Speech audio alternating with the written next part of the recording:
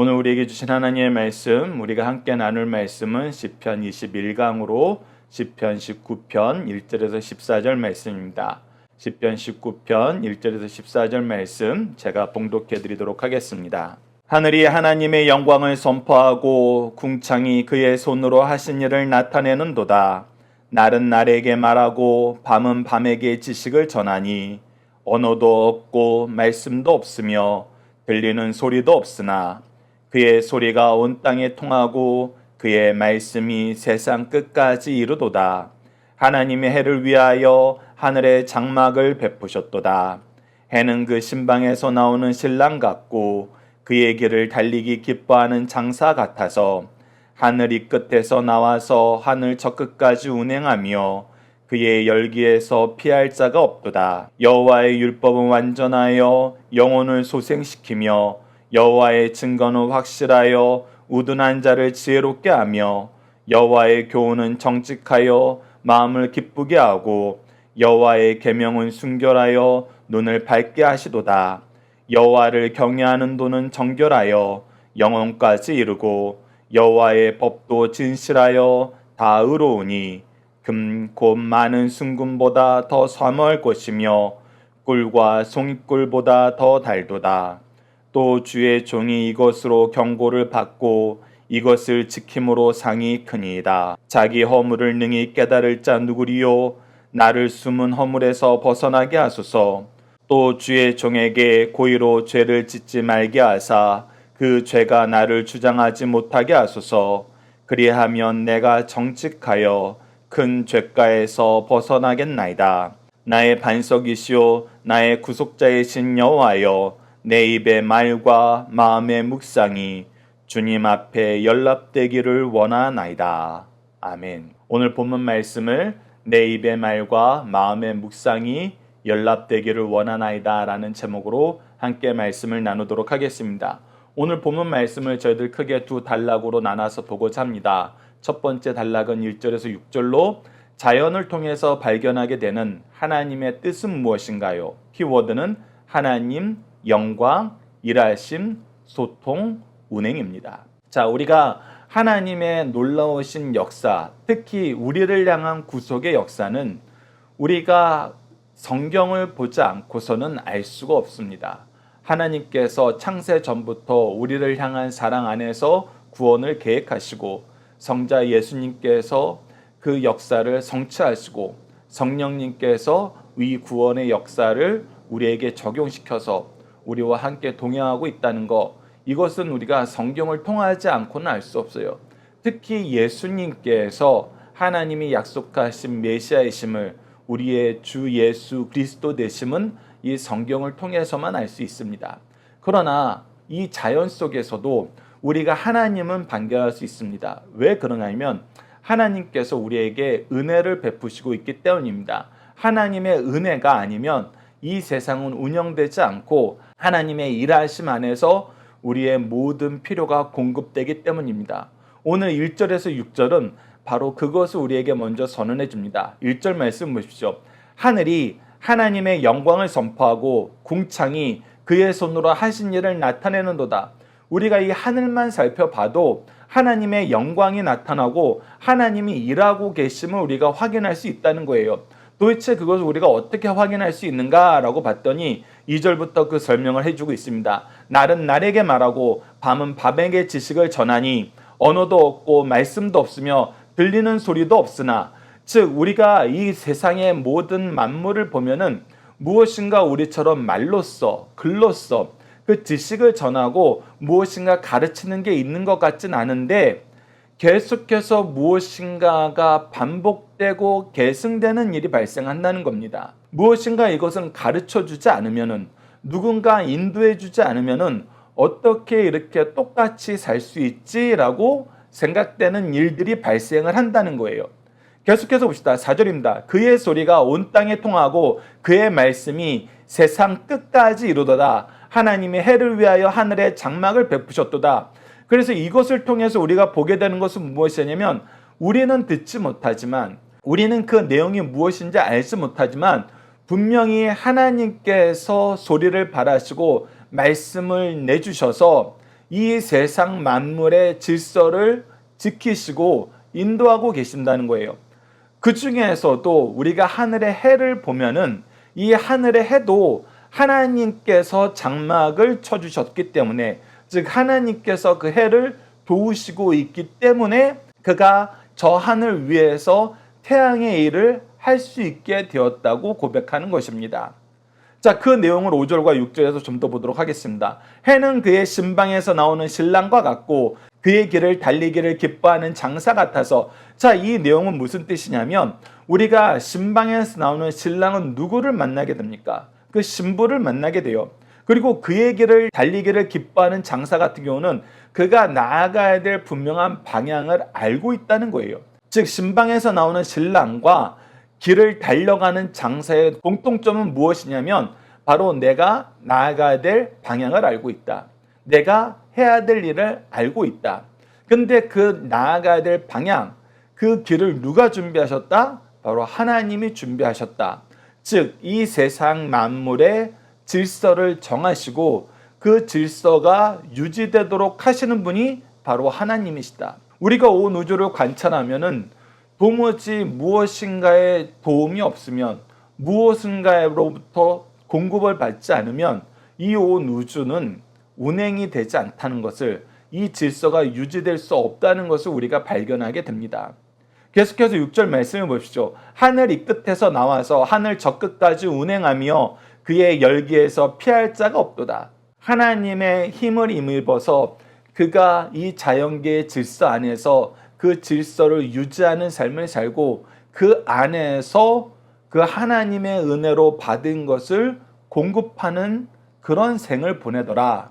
그것이 우리가 자연을 통해서도 관찰되는 거예요. 자, 여러분들 잘 보십시오. 우리가 이 세상을 살다 보면은 뭐 하나 자기가 독자적으로 생존할 수 있는 것은 없는 것을 알게 돼요. 무엇인가로부터 공급을 받아요. 특히 우리가 식물 같은 경우는 우리가 옆에서 가장 관찰하기 쉽잖아요.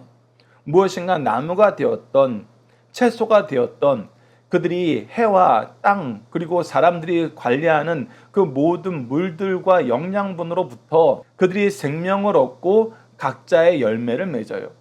그 생명을 얻고 각자의 열매는 또 누군가에게 생명을 주는 열매의 역할을 하게 됩니다. 즉 우리가 은혜를 받고 그 은혜를 나눠주면서 사는 것이 이 지상세계, 이 창조세계의 질서라는 거예요.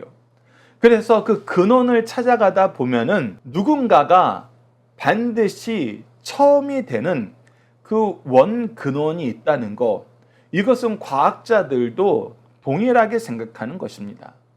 그래서 그 원근원을 성경은 누구라고 가르쳐 주냐?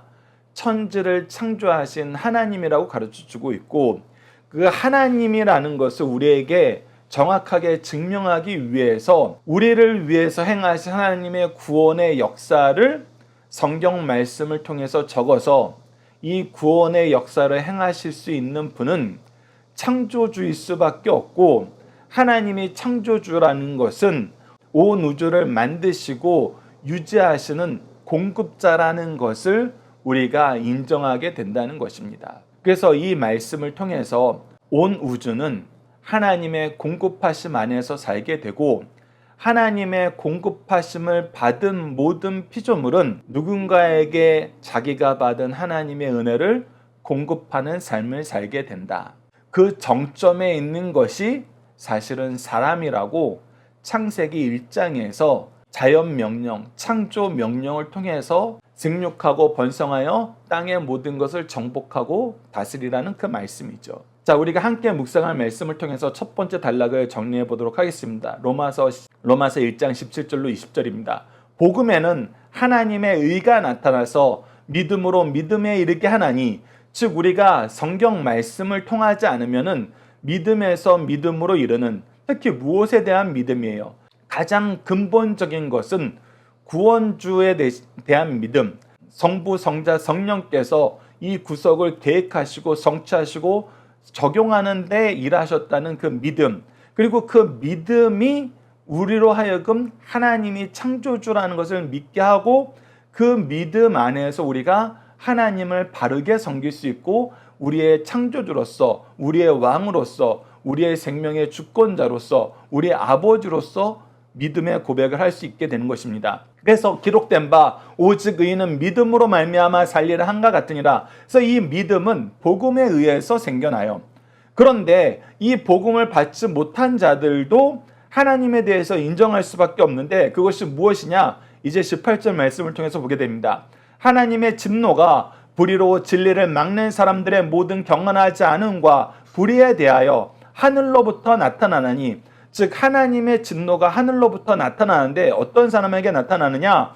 이 진리를 막고 경건한 모든 것에 대항하는 이 불의한 자들에게 나타나는데, 이는 하나님을 알만한 것이 그들 속에 보임이나 그들이 아직 복음을 받지 못하였다 하더라도 이 하나님의 모든 통치를 인정할 수 있는 것이 그들 세상 속에서도 있는데, 그것이 무엇이냐? 하나님께서 이를 그들에게 보이셨느니라. 창세로부터 그의 보이지 아니하는 것들, 곧 그의 영원하신 능력과 신성이 그가 만드신 만물에 분명히 보여 알려졌나니, 즉 하나님의 능력과 신성이 하나님이 만드신 모든 피조물 안에는 분명히 보여져 알려졌다는 거예요. 그것이 무엇입니까? 앞서 설명한 것처럼 하나님이 만드신 모든 피조물은 무엇인가로부터 공급받아야 된다.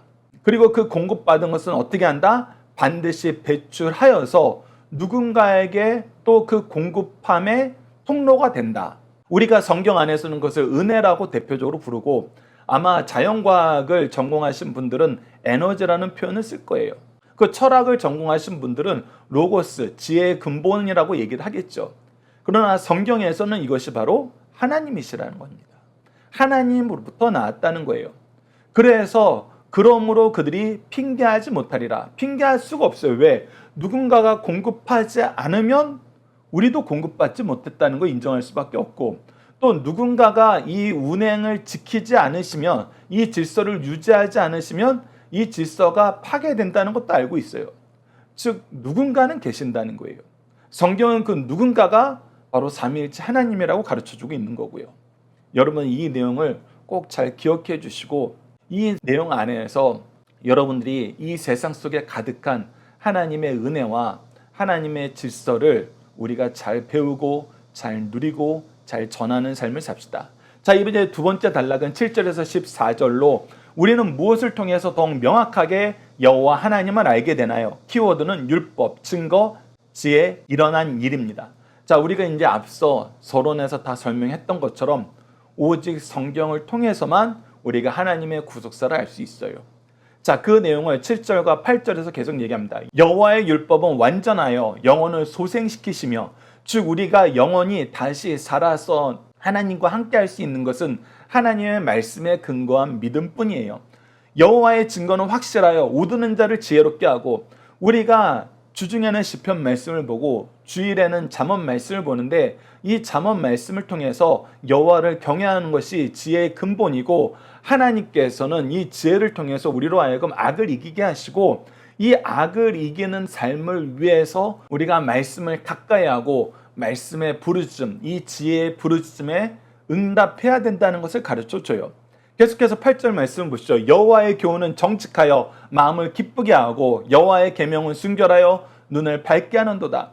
그래서 우리가 하나님의 말씀으로 말미암아 삶의 기쁨이 무엇인지 깨닫게 돼요. 하나님과 함께하는 것이 우리의 기쁨이에요. 그리고 하나님의 말씀은 우리가 모든 세상을 올바로 볼 수 있는 그런 통로가 됩니다.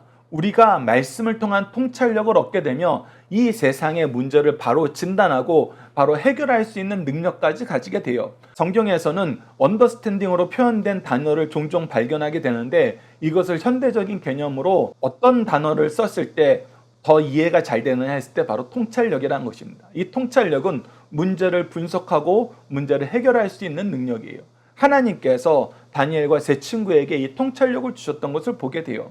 하나님의 말씀은 우리에게 이 통찰력을 줍니다. 그래서 이 지혜가, 이 말씀이 어떻냐? 10절, 금, 곧 많은 순금보다 더 사모할 것이며 꿀과 송이꿀보다 달도다. 네, 이것은 이 세상에서 주는 물질적인 어떤 귀중함보다 더 크다는 거예요.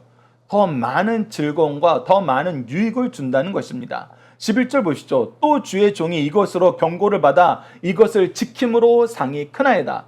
특히 이 말씀은 하나님이 기뻐하시는 것이 무엇인지 알게 되고 하나님의 복을 얻는데 그 복을 얻는 길이 무엇인지를 우리에게 분명하게 알게 하신다는 것입니다. 그러면서 중요한 것이 바로 12절이에요. 자기 허물을 능히 깨달을 자 누구리요? 나를 숨은 허물에서 벗어나게 하소서. 즉 우리가 이 잘못된 것, 악한 것을 제거할 수 있는 힘이 바로 이 말씀에 있다는 것입니다. 즉 죄가 무엇인지 깨닫고 죄를 미워하고 죄에서 돌이키는 회개의 역사는 이 말씀 안에 있다는 것이에요. 그리고 나서 무엇을 하게 됩니까? 13절입니다. 또 주의 종에게 고의로 죄를 짓지 말게 하사 그 죄가 나를 주장하지 못하게 하소서. 그리하면 내가 정직하여 큰 죄가에서 벗어나겠나이다. 이 말씀을 통해서 우리가 무엇하게 된다? 이 죄를 분별하고 죄를 이기는 삶을 살게 된다.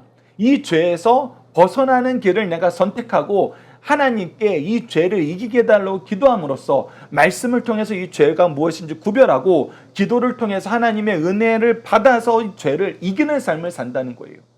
그리고 내가 그것이 정말 원하는 삶이라는 겁니다. 정말 원하는 삶이라는 거예요. 잠언에서도 하나님을 경외하라는 선포라고 두 번째 우리에게 가장 중요한 교훈으로 첫 번째 교훈으로 우리에게 준 것이 뭐였어요?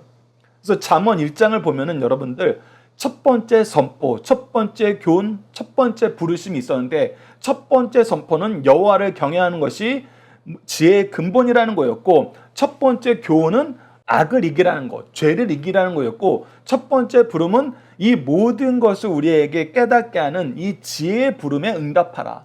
즉 하나님의 말씀을 가까이 하라는 거였어요. 그래서 우리가 하나님의 말씀을 가까이 하면은 하나님을 경외하는 것이 무엇인지, 무엇이 죄악인지, 하나님 이 죄악을 이겨낼 하나님의 은혜의 역사는 무엇인지 깨닫고 이 죄를 이기는 승리하는 삶을 산다는 거예요. 말씀이 우리에게 주는 가장 근원적인 승리는 죄를 이기는 거라는 거 여러분들 꼭 기억하셔야 됩니다. 그래서 우리는 말씀을 통해서 이것을 경험하게 되고 이것을 선포하게 됩니다. 그것이 바로 14절이죠. 나의 반석이시오 나의 구속자이신 여호와여 내 입의 말과 마음의 묵상이 주님 앞에 연락되기를 원하나이다. 이제 내가 나의 반석이요 나의 구원자이시오 나에게 언약하신 모든 말씀을 이루시는 여호와인 걸 내가 고백하고 내가 하나님께 드리는 이 기도의 말 나의 삶 속에서 죄악을 제거하고 죄악을 이기도록 하나님의 은혜를 간구하는 이 모든 간구가 하나님께 연락되고 하나님의 응답이 있는 삶이 되기를 기도가 되기를 내가 간절히 바란다면서 이 시가 마무리됩니다. 우리 또한 이러한 시 우리 창조주 하나님의 은혜로 이 세상이 운영되고 우리는 이 창조주 하나님의 은혜 안에 사는 삶으로서 말씀 통해서 죄를 이기는 삶을 사는 것 이것이 그리스도인의 삶의 특징이다라고 우리도 고백하고 선포하고 이 역사를 계승하는 귀한 가문과 교회 되길 간절히 기도합니다. 함께 묵상할 말씀을 통해서 좀 더 정리해 보도록 하겠습니다. 요한복음 20장 31절과 디모데후서 3장 15절에서 17절은 이 말씀을 주신 목적, 말씀을 어떻게 우리가 사용해야 되는지를 가르쳐 줍니다. 우선 말씀을 주신 목적인 요한복음 20장 31절 보시죠. 오직 이것을 기록함은 너희로 예수께서 하나님의 아들 그리스도이심을 믿게 하려 하며 또 너희로 믿고 그 이름을 힘입어 생명을 얻게 하려 하십니다. 즉 삼위일체 하나님의 구속의 계획과 성취와 적용이 어떻게 되는지 우리에게 가르쳐주고 그 안에서 살게 하시는 거예요. 디모데후서 3장 15절에서 17절도 우리에게 하나님의 말씀이 어떤 의미이고 어떻게 우리가 적용해야 되는지 가르쳐줍니다. 또 어려서부터 성경을 알았나니 성경은 능히 너로 하여금 그리스도 예수 안에 있는 믿음으로 말미암아 구원에 이르는 지혜가 있게 하느니라. 모든 성경은 하나님의 감동으로 된 것으로 교훈과 책망과 바르게 함과 의로 교육하기에 유익하니 즉 이 내용이 우리가 성경을 통해서 행해야 되는 거예요. 교훈은 티칭하는 거예요. 가르치는 거예요. 책망은 리뷰킹하는 것입니다. 기준이 세워졌기 때문에 우리의 삶은 우리가 이제 무엇이 선하고 악한 것인지 평가할 수 있어요. 판단할 수 있어요. 그것을 분명히 우리가 알고 드러내는 거예요. 그러고 난 다음에 어떻게 해요? 커렉팅, 바르게 하는 거, 고쳐주는 거예요. 고치는 데까지 이르는 거예요. 그리고 한번 고치는 데까지 이뤘다고 해서 우리가 이것을 잘 유지할 수 없어요. 그래서 뭐 하라 그러냐면 트레이닝 앤 라이처스니스, 의의 훈련을 계속해 나가는 거예요. 그래서 우리가 말씀을 통해서 이 네 가지를 하는 것입니다. 티칭, rebuking, correcting, training in righteousness. 이 네 가지가 잘 이루어졌을 때 우리 자녀들이 말씀 안에서 굳건히 서게 되는 거예요. 스승된 사람들은 이 네 가지를 반드시 베풀어야 되고, 제자된 사람들도 이 네 가지가 내 삶 속에서 자리 잡을 수 있도록 열심히 훈련 받으셔야 돼요. 그랬을 때 우리가 어떤 삶을 살아요? 이는 하나님의 사람으로 온전하게 하여 모든 선한 일을 행할 능력을 갖추게 하느니라. 우리가 이 세상에서 죄를 이기는 선한 삶을 살 수 있는 모든 능력이 바로 이 말씀과 말씀 훈련 안에서 온다. 그러니 이것이 얼마나 중요하다는 거예요. 여러분이 중요성을 잘 인식하시고 항상 말씀으로 사시고 말씀으로 자녀들을 가르치시는 우리 승리한상 가족 여러분들, 강성성경연구원 여러분들에게 기도합니다. 자, 중심사상 하나씩 보도록 하겠습니다. 하나님은 자연 만물을 통해 하나님의 뜻을 계시하시고 그 영광을 선포하십니다. 하나님은 자신이 만드신 자연 속에 하나님의 영광을 담아두셨습니다. 자연을 보면 하나님의 전능성과 무한성을 찬양할 수밖에 없습니다. 사람은 자연을 통하여 하나님을 찬양하고 자연을 지배하고 이용하여 영생 얻은 하나님의 자녀가 될 것을 가르쳐 주시고 계십니다. 두 번째, 여호와의 말씀이 무엇이며 그 기능에는 어떤 것이 있는지 소개하고 있습니다. 여호와의 말씀, 성경을 6가지로 표현하면서 각기 다른 기능들을 소개하고 있습니다. 성경이 무엇이며 어떤 기능이 있는지를 가르쳐주고 있습니다. 그러므로 성도들은 말씀을 정금보다 더 사모할 것이요, 말씀은 성도들의 삶을 꿀송이보다 더 달게 만들어준다는 것을 깨닫고 경험하게 됩니다. 그리고 말씀을 기준으로 징계를 받거나 상을 받게 된다는 것도 우리가 알게 됩니다. 세 번째, 자연계시와 성문계시를 통해서 하나님의 뜻을 깨닫고 바르게 삶을 살자는 것입니다. 오늘 본문 말씀에서도 첫 번째 단락인 1절에서 6절까지는 이 자연계시 부분을, 7절에서 14절까지는 이 성문계시 말씀에 대해서 우리에게 가르쳐주고 있습니다. 자연계시와 주신 말씀을 통해서 살게 될 때에는 은밀한 허물까지도 죄임을 알게 됩니다. 인간이 선언하고 생각하는 일까지도 부패한 인간의 행위므로 그릇된 행위가 되기 쉽습니다. 그러므로 그 어떤 경우도 고의로 양심에 가책된 행위는 삼가해야 함을 가르쳐주고 있습니다. 이제부터 나의 입의 말과 내 마음의 생각이 언제나 주님의 마음에 들기를 원합니다라고 고백하면서 주께서 보시기에 합당한 삶을 살아갈 것을 가르쳐주고 있습니다. 자녀들과 함께하는 기도 훈련 내용으로 우리 함께 기도하도록 하겠습니다. 온 세상을 창조하시고 다스리시며 심판하시고 구원을 베푸시길 기뻐하시는 하나님, 자연의 질서를 통해서 창조주의 손길을 깨닫게 하시고 언약의 말씀을 통해서 구속의 은혜를 깨달아 믿고 고백하게 함을 감사합니다. 세상에서 가장 자연스럽고 편안하며 좋은 것이 하나님의 통치를 인정하는 것인데, 도리어 선한 목자의 품을 거절하며 광야에서 방황하면서 도리어 하나님을 원망함을 용서해 주소서. 하나님의 말씀을 통해서 하나님의 구속의 역사를 더욱 잘 배우고 가르치는 가정과 교회가 되게 하시고, 창조주께서 세우신 질서를 깨달아 하나님을 찾는 사람에게 더욱 열심히 복음의 말씀을 전함으로 하나님을 찬양하는 것이 온 세상에 가득하도록 도와주소서. 예수님 이름으로 기도드립니다. 아멘. 오늘 부탁드리는 합심기도의 제목은 우리 자녀, 자손들이 하나님을 깨달아 아는 지혜를 얻게 하시고 교회와 가정의 말씀을 배우고 가르치는 양육의 역사가 충만하도록 함께 기도해 주시길 부탁드립니다.